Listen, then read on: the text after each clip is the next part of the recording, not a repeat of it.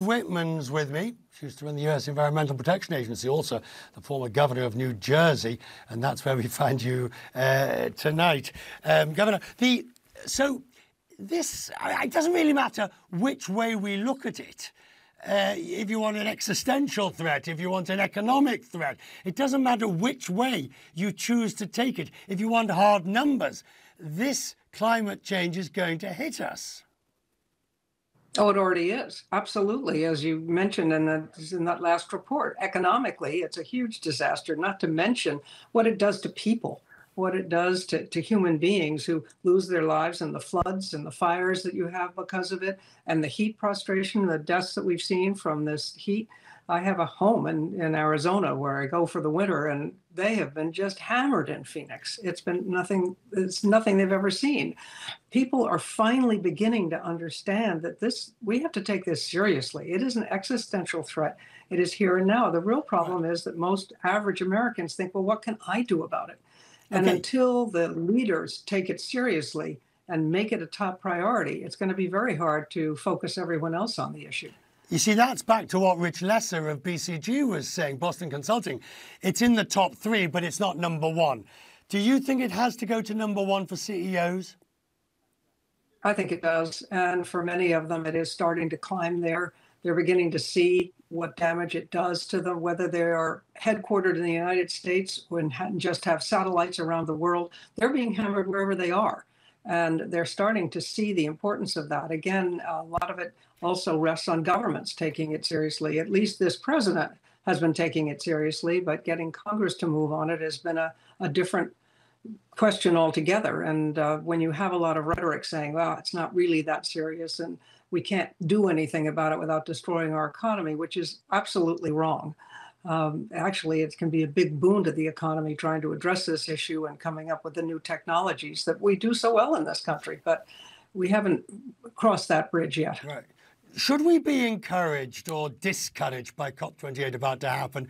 It's in the UAE. Let's ignore questions of who's leading it and, you know, it's in an oil state or oil and gas state. The real reality is whether the countries are prepared to make decent offers, or are we going to hear the same old arguments? You got your industrial revolution. It's time for us to catch up. You have to pay the bills for what's happened in our countries over decades and centuries. Well, I think we're still going to hear that. But again, that offers an opportunity.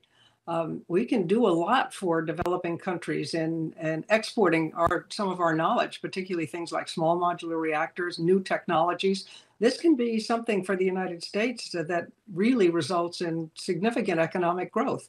And we need to be part of it. I mean, the developing economies are not wrong when they say, listen, you guys polluted everything to get your economic advantage, and now you're trying to hold us back.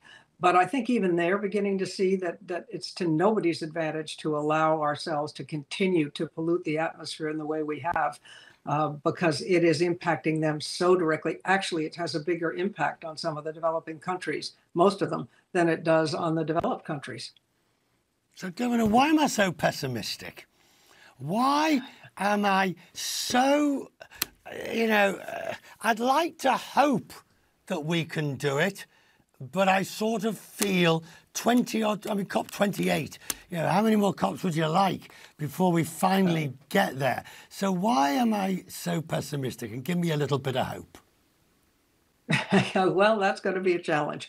But I would say that the hope comes as this becomes more and more of a reality to people. I mean, it is a security threat to the United States, besides being an economic threat. It's a security threat around the world, particularly when you have countries that don't have the most stable governments anyway, and all of a sudden people can't support themselves. The agriculture is gone.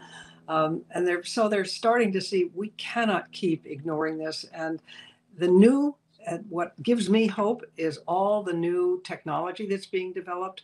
The entrepreneurs who have really gotten this and are starting to focus on it and starting to make the kinds of changes that can help us all, and providing things for the average person would do anything they could as long as they could afford it. And so when you start to bring down the costs of solar panels, let's say, give people alternatives that doesn't cost them an arm and a leg, doesn't mean they have to make the decision between feeding their family and doing the right thing by the environment.